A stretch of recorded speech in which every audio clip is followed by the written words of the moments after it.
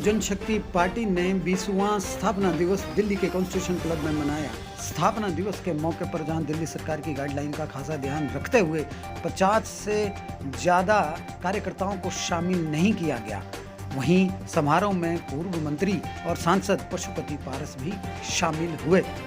कार्यक्रम का आरंभ 2 मिनट का मौन पार्टी के संस्थापक रामविलास पासवान को याद करते हुए किया गया, साथ में शपथ पत्र भी पढ़ा गया। सक्रिय सदस्य हूँ। मैं शपथ लेता हूँ कि मैं आजीवन पार्टी के प्रति समर्पित रहूँगा तथा पार्टी के सिद्धांतों को आम लोगों तक पहुंचाने का काम करूंगा। मैं आजीवन दलितों, पिछड़ों, अल्पसंख्यकों और समाज के गरीब वर्गों के उत्थान के लिए संघर्ष करता रहूंगा। मैं कभी भी ऐसा कोई काम नहीं करूंगा जिससे मेरे दल को आघात लगे। मैं कभी भी पार्टी के झंडे को झुकने नहीं दूंगा। पार्टी के नेतृत्व द्वारा जो भी निर्णय लिया जाएगा, मैं उसका पूर्ण रूपेण पालन करूंगा। धन्यवाद।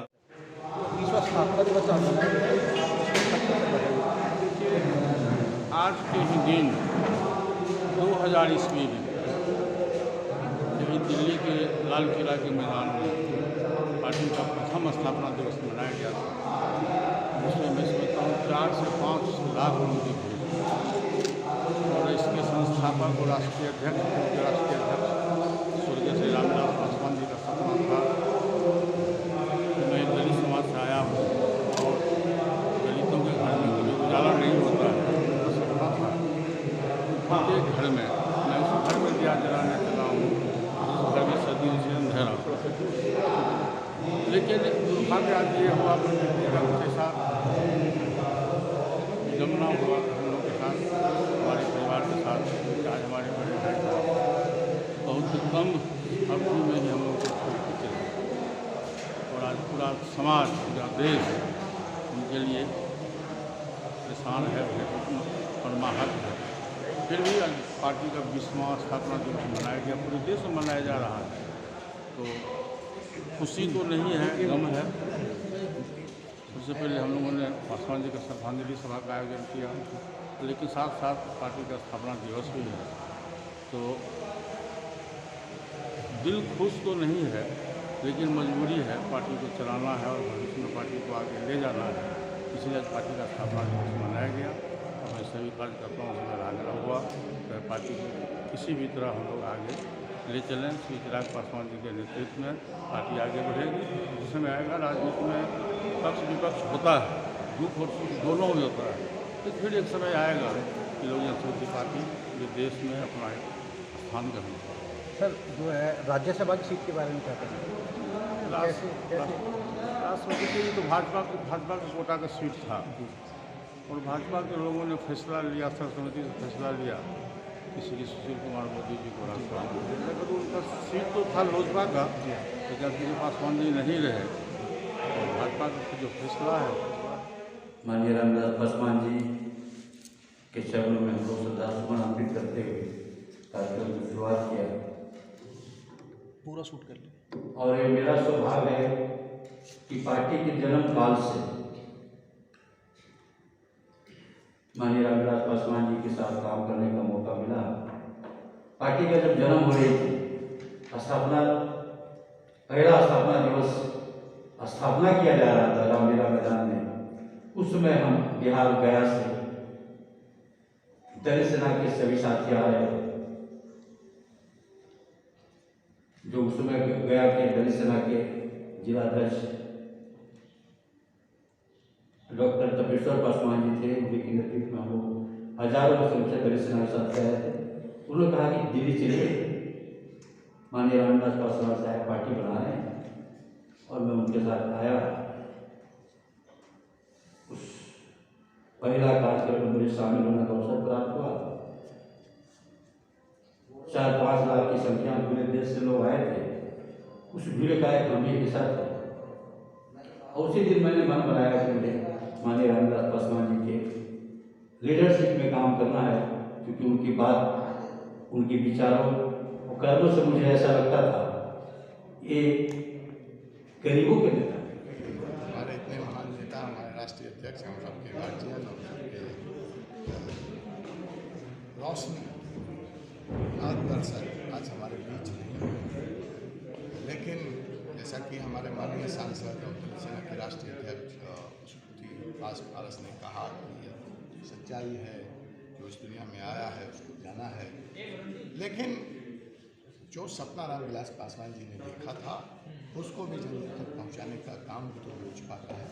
क्या अंतिम इच्छा रही होगी कि हमने जिस पार्टी को लगाया है, जिस पौधे को लगाया है, वो फले फूले पल्लवित हो, पुष्पित हो।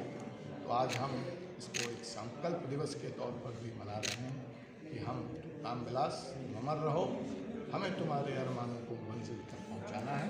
और यही संदेश पूरे देश भर में पार्टी के कार्यकर्ताओं को आज हमारे अध्यक्ष माननीय चिराग पासवान जी ने दिया है। और न सिर्फ दिल्ली में, दिल्ली प्रदेश के द्वारा, सभी प्रदेश अध्यक्षों के द्वारा, प्रदेश के लोगों के द्वारा और लोजपा के कार्यकर्ताओं के द्वारा कोरोना प्रोटोकॉल को मद्देनजर रखते हुए हम इस कार्यक्रम को आज मना रहे हैं। सर, कृषि बिल को किसान लेकर प्रदर्शन कर रहे हैं, उस पर आपकी क्या राय है? नहीं, देखिए, हमारी जो विजन डॉक्यूमेंट है या जो हमारा पार्टी का मुखपत्र है, उन सब उसको अगर देखा जाए और सुना जाए तो लोक जनशक्ति पार्टी का बहुत स्पष्ट तौर पर मानना रहा है। पहली बात इसके लिए रामविलास पासवान जी बरसों संघर्ष किए, जीवन भर मिनिमम सपोर्ट प्राइस और उसके मिनिमम सपोर्ट प्राइस के रिवीजन की भी बात थी। और जाने से पहले वो कर उन्होंने मंत्रालय में दिया। जो जहाँ तक इस फॉर्म बिल पे है तो उनका भाषण संसद में बहुत स्पष्ट है। क्या क्या गुनाह है? अगर आपको कोई शिकायत भी है तो 3 दिसंबर को एग्रीकल्चर मंत्री आपसे मिलने को तैयार है। लेकिन किसी भी आंदोलन को, किसी भी समस्या को, चाहे वो पलायनवाद की समस्या रही हो, चाहे वो कोरोना में मजदूरों की समस्या रही हो, भ्रम फैलाकर, जनता को बेवकूफ़ बनाकर उसको कोई और कलर दिया जा रहा है सिर्फ सत्ता के लिए, क्योंकि जनता आपको नकार चुकी है, उचित नहीं है। क्या इसमें हमने किसान फॉर्म बिल में, अगर मैं मोटे तौर पर कहूँ तो क्या गलत है? हमने कोई मिनिमम सपोर्ट प्राइस को तो ख़त्म किया नहीं। और अगर किसान को हमने स्वतंत्रता दी, आपका माल जहाँ बिकता है इससे बेहतर प्राइस पे मैं दे रहा हूँ आपको ये प्राइस, और आपको पसंद है। आप बताइए, आपकी ज़मीन है, सरकार कहती है जी मैं इस भाव खरीदूंगा और बाजार में आपको बिल्डर देता है ज़्यादा, तो क्या आपके ऊपर कोई रोक लगाया जाना चाहिए? सर, नहीं, आप जमीन सरकार सर पासवान जी के विवेक से जो काम चलता था, हमेशा उन्होंने अच्छी पहल भी किया है समाज के लिए और सर्व जातियों की बात की। दलित के सुप्रीमो कहे जाते हैं रामविलास पासवान। क्या उनके जाने के बाद उनका बेटा कुर्सी संभाल पाएगा? आपने देखा बिहार की व्यवस्था, क्या कुछ कहेंगे? नहीं, आपने बिल्कुल सही सवाल पूछा है कि कुर्सी संभाल पाएगा वाला तो सवाल ही नहीं। उसने तो संभाली, बिहार में बनवा लेते, कुछ मंत्री सेंटर में बनवा लेते और राज्यसभा की सीट ले लेते। राजनीति का एक ये दौर था और दूसरा दौर था कि हमने दलितों के सवाल पे, बिहार के सम्मान के सवाल पे, बिहारियों के सम्मान के सवाल पर हमने अकेले चुनाव में जाने का काम किया। चिराग पासवान ने वो काम किया जो रामविलास पासवान नहीं कर पाए। इसलिए कहते हैं पूत तो जो है वो सवा सेठ है। अगर बाप सेठ था तो सर क्या रामविलास पासवान के विचारों से चिराग पासवान का विचार अलग है क्या? रामविलास पासवान जी कभी 143 सीटों पे चुनाव नहीं लड़ा पाए। एक सच्चाई है, जो काम चिराग पासवान ने करने का साहस दिखाया, ये बहुत बड़ी बात है लोजपा के लिए। हमारे कार्यकर्ता, आप छोड़िए, आप पत्रकार हैं, मैं तो आपको परिवार मानता हूँ और परिवार के नाते मैं, आप पूछिए यहाँ मंच पे जितने लोग हैं, हमारी समस्या क्या होती थी? 2 राज्यों का मैं इंचार्ज हूँ, सर ये भी फॉर्म दीजिए, सर चुनाव लड़ने दीजिए। ये समस्या थी कि नहीं पार्टी थी? आज वो रास्ता खोल दिया। मैंने आपसे कहा कि अगर भाजपा 2 से 89 और 89 से 473 की पार्टी बन सकती है तो लोजपा भी 1 से 1000 की पार्टी बन सकती है। सिंह कभी जमात में नहीं चलते, हंसों की बोड़ियां नहीं होती और बगलों की बात नहीं होती। सिंह है हम, शेर है, जंगल चीरने निकला है, चीड़ के बताएंगे, आपसे वादा करें।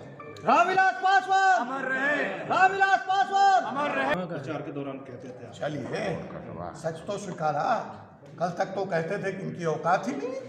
अच्छा। अब तो कह रहे हैं हमने हरवा दिया। अभी 10 मिनट तो अगर थोड़ा और अकल खुलेगा, थोड़ी और आँख खुलेगी तो ये भी स्वीकार लेंगे कि लोजपा के बिना राजनीति नहीं हो सकती। हमें इंतजार है, और नहीं तो और अगर प्रहार करने पड़ेंगे तो हम करेंगे।